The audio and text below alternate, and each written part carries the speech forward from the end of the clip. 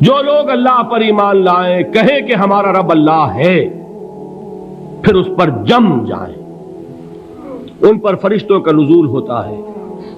نہ کوئی غم کرو نہ خوف، خوشیاں مناؤ جنت کی جس کا تم سے وعدہ کیا گیا تھا۔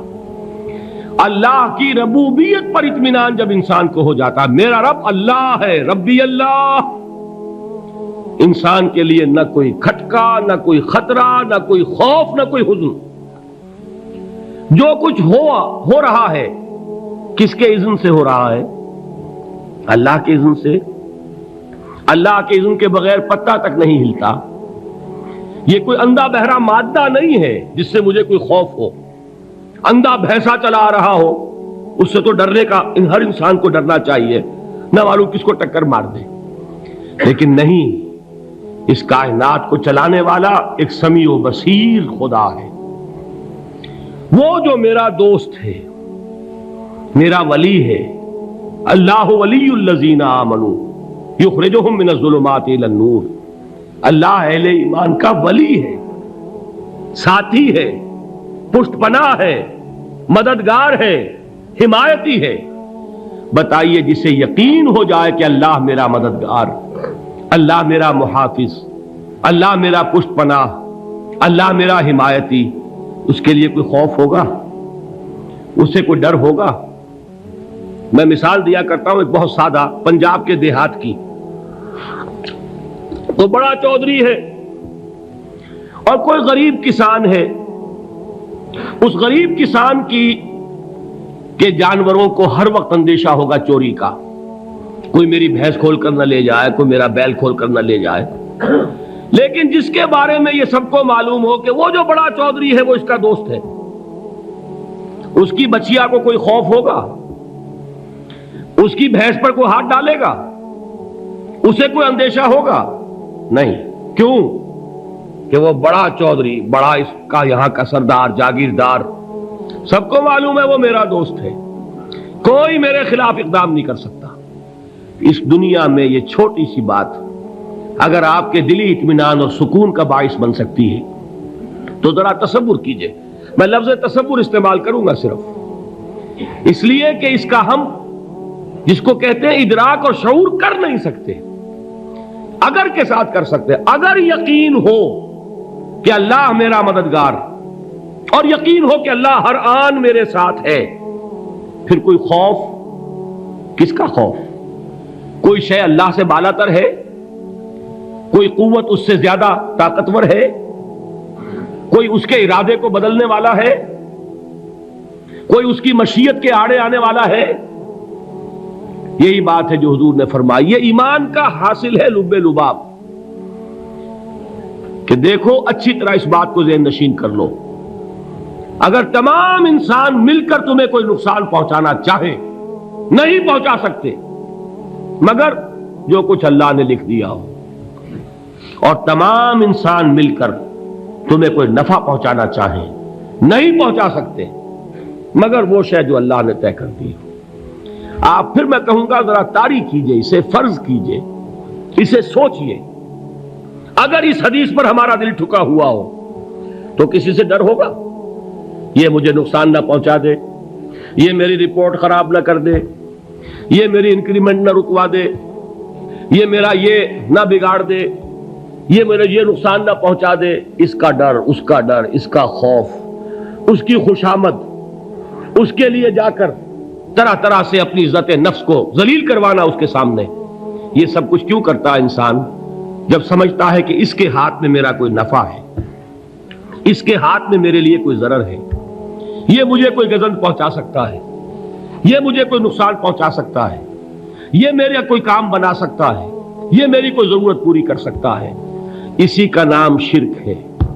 جہاں آپ نے یہ سمجھا کہ غیر اللہ کے اندر کوئی طاقت موجود ہے، وہی شرک ہے۔ بتوں سے تجھ کو امید خدا سے نومیدی، مجھے بتا تو صحیح اور کافری کیا ہے؟ شرک تو یہ ہے جس پر بھی تمہیں یہ خیال ہے، کلمہ ہے یہ کلمہ سوم، لا حول ولا قوت الا باللہ، ذرا اس پر دل کو کبھی اگر آپ تصور کریں، پھر فرض کریں، دل ٹھک جائے، اس پر کوئی طاقت نہیں۔ یہی بات تھی جو شیخ عبد القادر جیلانی رحمۃ اللہ علیہ نے اپنی وصیت میں اپنے بچے سے کہی.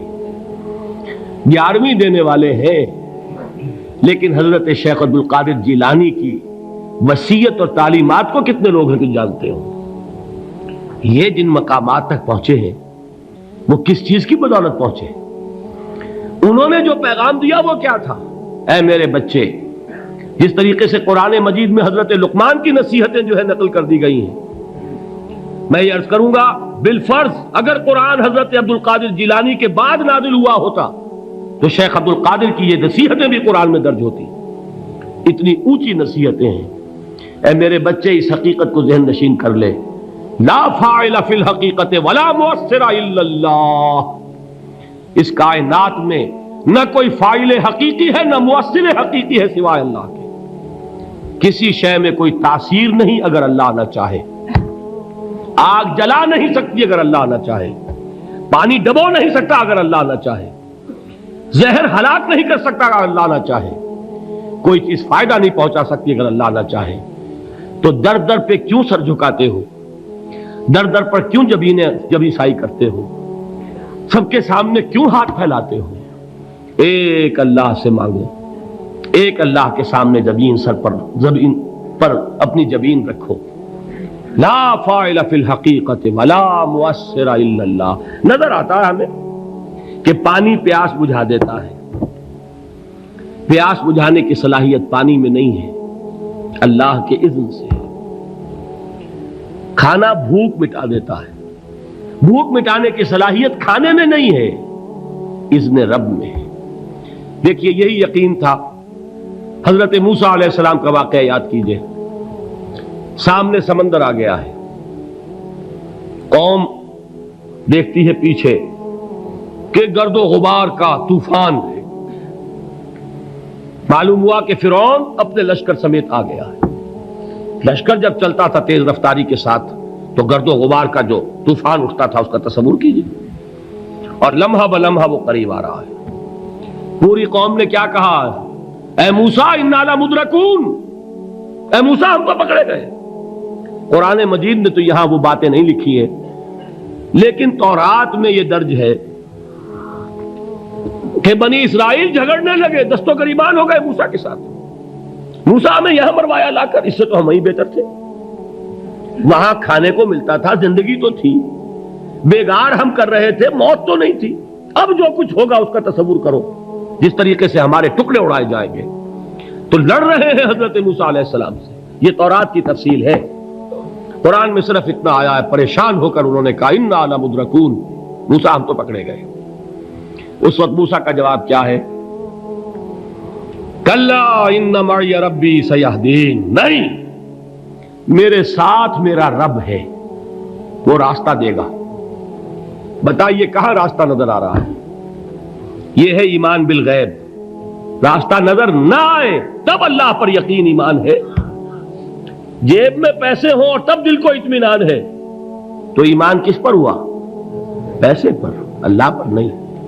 جب وسائل و ذرائع نہ ہو اور پھر یقین ہو کہ اللہ مسبب الاسباب ہے، وہ اسباب کا پابند نہیں ہے، وہ اسباب کا محتاج نہیں ہے، اسباب اس کے محتاج ہے.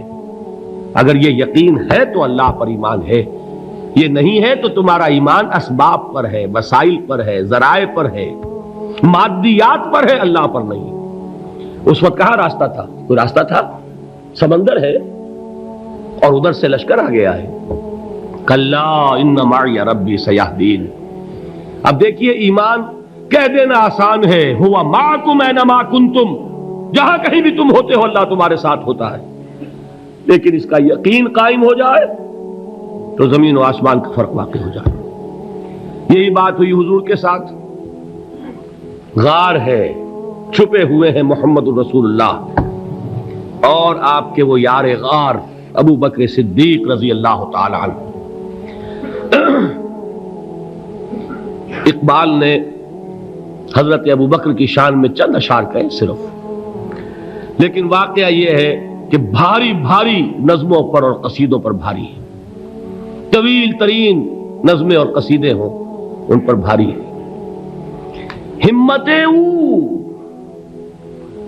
ابو بکر کی ہمت جو ہے کشت ملت را چو ابر، جیسے بارش سے کھیتی اپجتی ہے، ابو بکر کی ہمت اور عزیمت اس امت کو اسی طرح سینچنے والی ہے۔ ثانیے اسلام و غار و بدر و قبر، وہ دوسرے تھے اسلام میں، دوسرے پہلے کون تھے؟ انا اول المومنین، حضور فرماتے ہیں سب سے پہلا ایمان لانے والا میں، دوسرے ابو بکر۔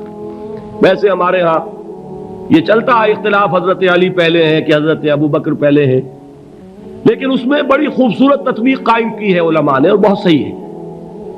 چار کے بارے میں فیصلہ ہی مت کرو کہ کون پہلے ہے، ان کی ایک عجیب تقسیم کر دی ہے۔ آزاد مردوں میں، بالغ مردوں میں سب سے پہلے ابو بکر، بچوں میں سب سے پہلے علی، خواتین میں سب سے پہلے خدیجہ، اور غلاموں میں سب سے پہلے زید ابن حارثہ۔ بڑی پیاری تقسیم ہے، یہ چاروں ہی پہلے ہیں، ہر ایک کے لیے اولیت ہے۔ اور واقعہ یہ ہے کہ اگر زمانی اعتبار سے تعین ہوگا تو پہلے خدیجۃ الکبریٰ آئیں گی رضی اللہ تعالی عنہ۔ کسی اور سے بات کرنے کی نوبت بعد میں آ سکتی ہے، پہلے تو اہلیہ محترمہ سے بات ہوئی ہے، آتے ہی پہلی وحی ہوئی ہے، ابھی تبلیغ کا حکم نہیں تھا۔ کس کو بتایا واقعہ؟ ابھی اپنی نبوت کی تبلیغ کا تو حکم ہی نہیں آیا۔ واقعہ کس کا ہے؟ وہ خدیجہ کا ہے۔ جب کہا ہے کہ خشیت علی نفسی، مجھے اپنی جان کا اندیشہ ہے، تو کیا جواب دیا خدیجہ نے رضی اللہ تعالی عنہا؟ وہ صدیقۃ الکبریٰ ہے۔ صدیقات جو ہے خواتین، ان میں چوٹی پر خدیجۃ الکبریٰ ہے رضی اللہ تعالی عنہا، اور صدیق جو مرد ہیں ان میں صدیق اکبر ہے ابو بکر صدیق رضی اللہ تعالی عنہ، لیکن صدیقات میں چوٹی پر۔ جب حضور نے فرمایا خشیت علی نفسی، کیا فرمایا، کیا عرض کیا، کیسے تسلی دی؟ نہیں نہیں، اللہ آپ کو ضائع نہیں کرے گا، آپ غریبوں کے ہمدرد ہیں، آپ مساکین کے تکالیف رفع کرنے والے ہیں، آپ بیواؤں کی سرپرستی کرتے ہیں، آپ مسافروں کی خدمت کرتے ہیں، اللہ آپ کو ضائع نہیں کرے گا۔ یہ یقین ہے اس خاتون کے اندر۔ خیر وہ ایک علیحدہ بات ہو جائے گی۔ میرے دل پر حضرت خدیجہ رضی اللہ تعالی عنہ کی شخصیت کا بڑا گہرا نقش ہے، جو وہ کوئی اور ہی وقت اور موقع ہوا تو بیان ہوگا۔ بہرحال اقبال نے ایک مصرے میں جو چار اولیتیں جمع کر دی ہیں، ہمت او کشت امت را چو ابر، ثانی اسلام و غار و بدر و قبر۔ اسلام میں حضور کے بعد پہلے کون؟ ابو بکر۔ غار میں حضور کے ساتھ کون؟ ابو بکر۔ بدر کی رات اللہ کا رسول سربسجود، وہ جھاڑ، وہ گھاس پھوس کی جو جھوپڑی بنائی گئی تھی، اور وہاں تلوار ننگی لے کر پہرا دینے والا کون؟ ابو بکر۔ اور اس حجرہ عائشہ میں محمد کے بعد سب سے پہلے دفن ہونے والا کون؟ ابو بکر رضی اللہ تعالی عنہ وصلی اللہ علیہ وسلم۔ وہ جو معاملہ میں سنا رہا تھا غار ثور کا، حضرت ابو بکر بھی حضور کے خیال سے لرز گئے ہیں۔ آپ کو یاد ہوگا کہ جا کر پہلے تمام جتنے سوراخ تھے انہیں بند کیا ہے، ایک سوراخ رہ گیا تھا جس کو بند کرنے کے لیے کوئی کپڑا نہیں تھا، وہاں اپنی ایڑی رکھی ہے، تب کہا ہے حضور سے تشریف لائیے، اور اپنے زانو پر حضور کو لٹایا ہے، اور وہاں کسی موذی جانور نے کاٹا ہے، حضور کی آنکھ لگ گئی تھی، اس وقت اس بل کے اندر جو بھی بچھو ہے کیا ہے واللہ عالم، اس نے کاٹا ہے، اس کی تکلیف کی وجہ سے ابو بکر کی آنکھوں سے آنسو ٹپک گئے، حضور کے چہرے مبارک پر پڑے ہیں، تو حضور جاگے ہیں، معاملہ کیا ہے؟ ایڑی نہیں ہٹائی وہاں سے، مبادا وہ جانور وہاں سے نکل کر محمد الرسول اللہ کو کوئی گزن پہنچا دے، ابو بکر کی ایڑی ہے، جس طرح چاہے کھا لے، ختم کر دے، جان نکل جائے تب کوئی آنچ آئے، محمد پر تو آئے، لیکن جیتے جی نہیں۔ وہ ہے ابو بکر۔ حضور کے خیال سے اس وقت حضور نے پھر اپنا لعاب دہن لگایا ہے، اور اس سے پھر آپ کی تکلیف ختم ہوئی۔ جیسے خیبر میں حضرت علی کی آنکھ دکھ رہی تھی، اس کو جو شفا حاصل ہوئی ہے وہ بھی حضور کے لعاب دہن سے ہوئی۔ تو بہرحال اس وقت انہوں نے کہا ہے کہ اے نبی یا رسول اللہ، اگر اس وقت ان میں سے کسی نے غیر ارادی طور پر بھی اپنے قدموں کی طرف جھانک لیا تو پکڑے جائیں گے۔ کیا جواب تھا اللہ کے رسول کا؟ لا تحزن ان اللہ معنا، اللہ ہمارے ساتھ ہے، کیوں گھبراتے ہو ابو بکر؟ یہ ہے ایمان باللہ، میرا مالک اللہ، میرا رازق اللہ، میرا محافظ اللہ، میرا مددگار اللہ، میرا پشت پناہ اللہ، میرا دوست اللہ۔ یہ دوستی ہے اللہ کی جو لب لباب ہے، حاصل ہے ایمان کا، اسی کا نام ولایت ہے۔ اولیاء اللہ کے سروں پر سینگ نہیں ہوتے، جس کے دل میں ایمان راسخ ہو چکا ہو وہی اللہ کا ولی ہے، جسے اللہ پر یقین ہو چکا ہے وہی اللہ کا ولی ہے، جسے یقین ہے اللہ میرے ساتھ ہے، میرا مددگار، میرا پشت پناہ، میرا ساتھی، میرا دوست، میرا محبوب، میرا محب۔ اللہ اہل ایمان سے محبت کرتا ہے۔ واللہ یحب الصادقین، ان اللہ یحب الذین یقاتلون فی سبیلہ صفا کانہم بنیان مرصوص۔ اللہ محبت کرنے والا، اہل ایمان محبوب، اور اہل ایمان محبت کرنے والے اللہ محبوب۔ والذین آمنوا اشد حبا للہ۔ آپ تصور کیجئے جسے یہ رشتہ ایمان یا رشتہ ولایت حاصل ہو جائے، الا ان اولیاء اللہ لا خوف علیہم ولا هم یحزنون، آگاہ ہو جاؤ، اللہ کے دوستوں کے لیے نہ کوئی خوف ہے نہ کوئی حزن ہے۔